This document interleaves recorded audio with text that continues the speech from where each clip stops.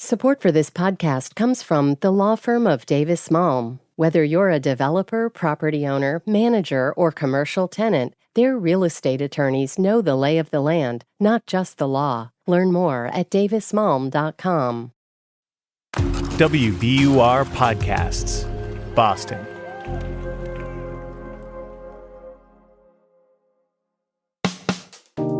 I'm Daryl C. Murphy, and you're listening to The Common.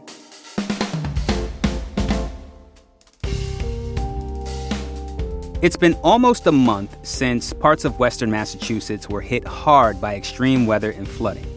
The state's Department of Agricultural Resources estimates that 110 farms were affected by the severe weather and that related losses total $15 million.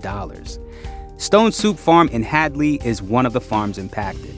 The 10-acre farm sits near the Connecticut River, and as the river swelled, about 80% of the farm flooded. I wanted to talk to the owner of Stone Soup, Dave DiLorenzo, to learn how things are going nearly a month later. You see, Stone Soup is more than 2 hours away from Boston, but much of their produce goes to the Boston area. I started out by asking Dave to tell us a little more about his farm and who he serves. So it's a mixed vegetable farm. It's an organic farm. We grow on about 10 acres, and we do all CSA farm shares, so community supported agriculture, which is like a subscription model. Every week, once a week, people get an allotment of vegetables. And we're about 2 hours west of Boston in the Connecticut River Valley.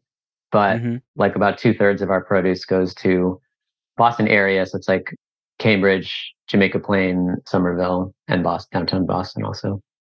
Wow. So how many Boston area members do you have in the CSA program? It's about 250 families weekly in the summer season, about 150 in the winter season. Okay. So you were one of the farms in western Massachusetts impacted by last month's storms, right? Your farm flooded. Take us back to that moment, the second week in July, when the rain started to get really heavy that Sunday. What happened there? Well, the rain here in Western Mass was not that bad. It was pretty heavy, but you know, I had seen worse, and I thought it was fine. But what I didn't quite realize is that the rain was extremely heavy north of us. And because we're on the Connecticut River and the water collects from the tributaries, the water in the river rose really high, much higher than I've ever seen it in the summer. And so our field was flooded from just the water level rising up. And what was a field just became a lake. Paint a picture for us. What did it look like when you came out on Tuesday morning?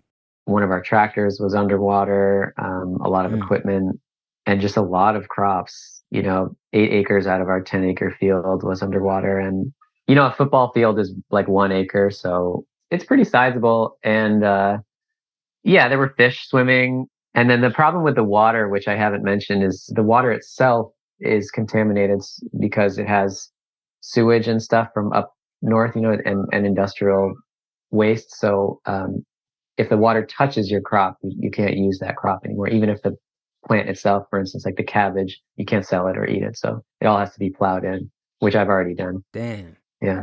So 8 out of 10 acres was flooded like this, right? How much of a loss is that, you know, and what does that mean for your business?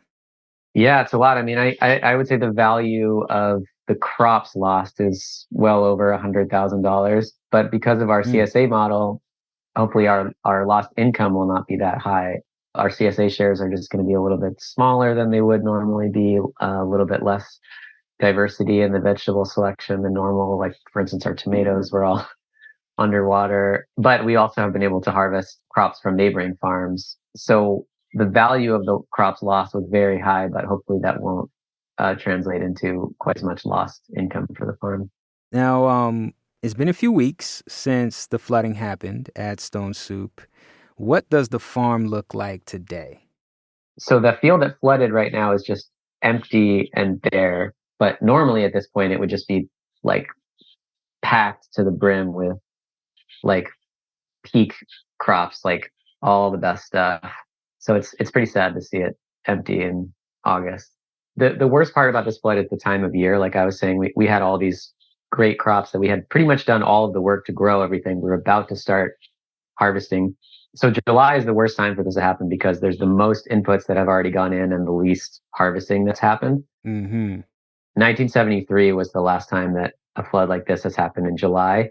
There have been similar floods. They usually happen in the winter or the spring because of snow melt. So it's not a big deal because the field is empty.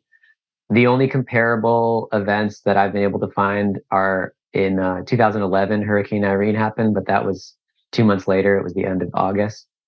And in the 80s, there was a flood in May. So those are similar, but this one is particularly bad. We talk about raining and flooding. Climate change comes to mind, right? Do you have any concerns about climate change to where you might feel like you want to move or something, or to find new land to farm on? Yeah, there's definitely a climate change connection. I mean, the floods have happened in the past, but they're just more likely now. And we've been in this field for 12 years. And so when Irene happened in 2011, that was right before we started on this current land. But most of the weather we've had over that time has been really, really dry. Mm-hmm. So we've had historic, like extreme drought within the last 5 to 10 years, much more frequently than normal and worse than normal. And now it's followed by this extreme rain. So that's where the climate change aspect of it is like most apparent to me. And in the future, we'll see like it probably, it's more likely. Yeah, in the future, I guess is all I can say. So as far as moving, no, we'll keep the land we have, but I would like to rent some other land nearby that is not such a low elevation. To just kind of hedge our bets. That would help a lot. That's my plan.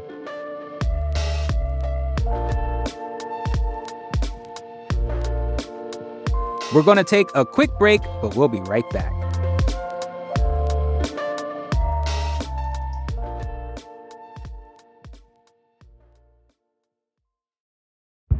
Did you kill Marlene Johnson? I think you're one of the first people to have actually asked.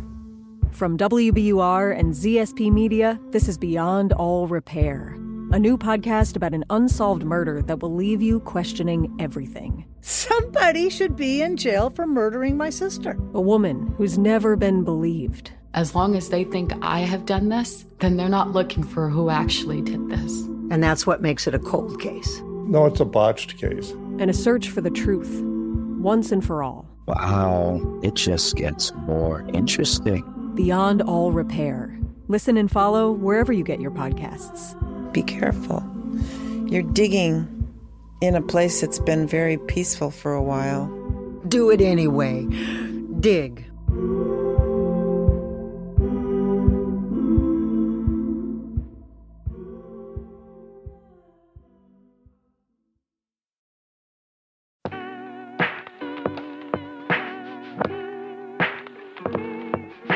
And we're back.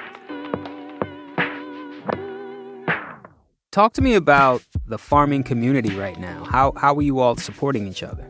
Yeah, it's really great. It's an awesome community out here. It's like people have helped me a lot over the years, just like lending equipment, giving me advice, And this year people just offered, come harvest these carrots. We have a lot of these. We have a lot of these onions.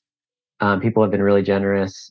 Yeah, I mean, we have a GoFundMe and we've raised some money. And so the kind of dual purpose of that is to keep our farm crew employed full time, but also to be able to buy some of the crops from these same farms. I'm wondering now, we talked about the farm community and the response from the customers. Now, some financial resources have come online from the state. There was the creation of the Massachusetts Farm Resiliency Fund last month, which is collecting philanthropic funds to donate to farmers in need, some money from the state AG's office, and just last week, the federal government designated 7 counties in the state as primary natural disaster areas. That includes Hampshire County, where you're based. That designation allows farmers to apply for low interest loans, and refinance existing loans. Have you taken advantage of any of this? I haven't done anything yet. There are a few different things that I've seen that are loan based, whether it's like zero interest or low interest, or you mentioned refinancing. Loan based aid is not really helpful for our farm because the CSA model is kind of already like, it's basically like these small loans that we get from because people pay at the beginning of the season.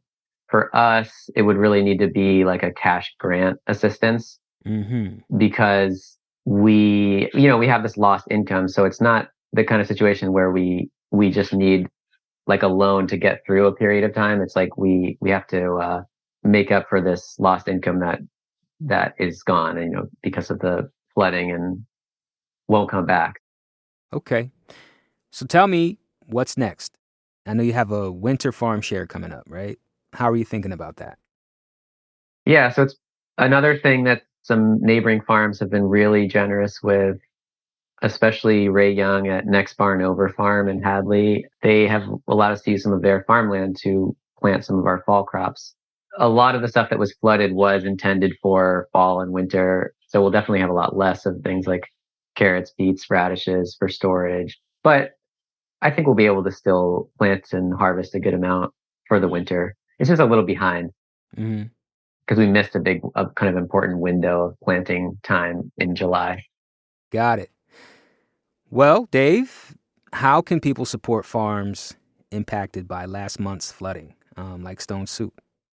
Well, yeah, we have a GoFundMe. A lot of other farms do in our area. I know that Natural Roots Farm, Mountain View Farm, and the Somali Bantu New Farmers Collective are also farms that were flooded really bad, and they have GoFundMes.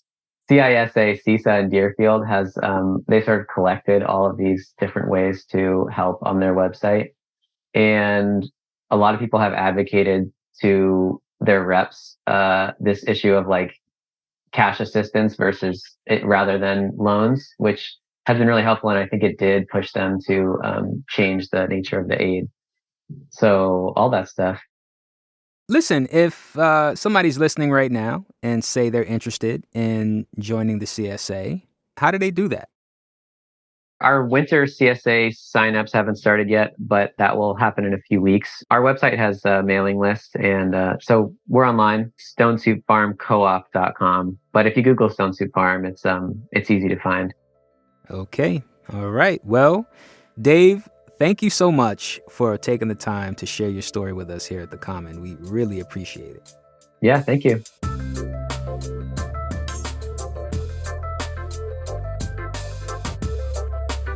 That's Dave DiLorenzo, owner of Stone Soup Farm in Hadley.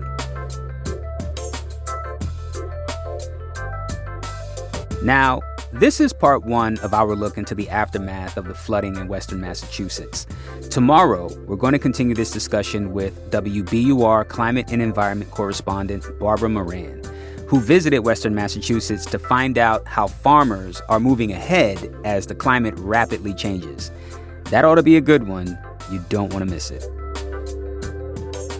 And that's our show for today. Thank you so much for listening to The Common. Listen, if you're listening to this show on Apple Podcasts or Spotify, please rate and review the show. It would be super helpful, and we would really, really appreciate it. And of course, if you have any thoughts on this particular episode, hit us up on Instagram at WBURTheCommon, or send us an email at thecommon@wbur.org.